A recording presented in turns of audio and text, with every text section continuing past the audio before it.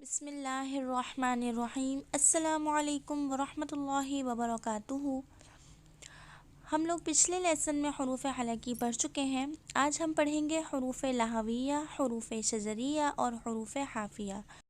حروف لغویہ کہتے ہیں قوف اور کاف کو۔ قوف، کاف زبان کی جڑ اور تالو کے نرم حصے سے ادا ہوتا ہے۔ قوف، قو، قو، آق، آق، آق، ٹھیک ہے۔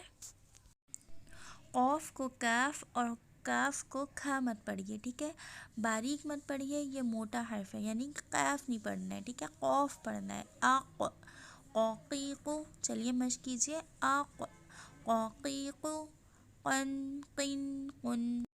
کاف زبان کی جڑ اور تالو کے سخت حصے سے ادا ہوتا ہے۔ کاف، کا، کا، کا، کاف، کا، کی، کو۔ حروف شجریہ جیم، شین، یا، یہ تینوں حروف حروف شجریہ کہلاتے ہیں۔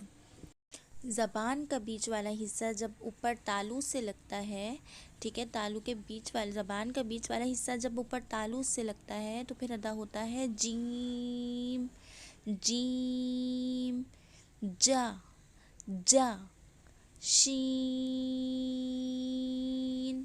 سیم قاعدہ ہے، زبان کا بیچ والا حصہ اوپر تالو سے لگے گا، شین، شا، شا، یا، یا، زبان کا بیچ والا حصہ جب اوپر تالو سے لگے گا ادا ہوگا شین، شا، شا کا مخرج ادا ہوگا، ٹھیک ہے۔ جیم، شین، یا، جشیا، جشیا۔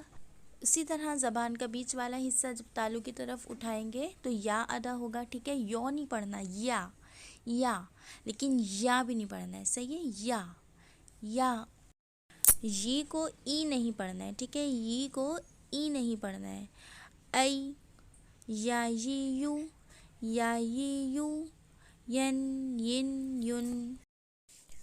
حرف حافیہ ضاد کو حرف حافیہ کہتے ہیں، ٹھیک ہے۔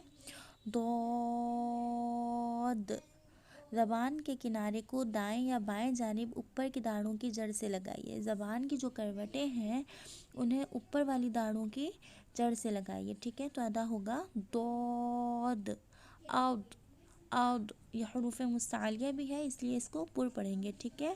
ضاد کو زا، ذال، ذو، ضاد کو اس طرح نہیں پڑھنا ہے، ٹھیک ہے، یا پھر ذو نہیں پڑھنا ہے، ٹھیک ہے۔ چلیے اب پریکٹس کرتے ہیں۔ عد، ضادید، ضن، ضن، ضن۔ تمام مخارج کی کم سے کم 20 مرتبہ مشق کیجیے۔ دعا کرتے ہیں ربی زدنی علما۔ والسلام علیکم ورحمۃ اللہ وبرکاتہ۔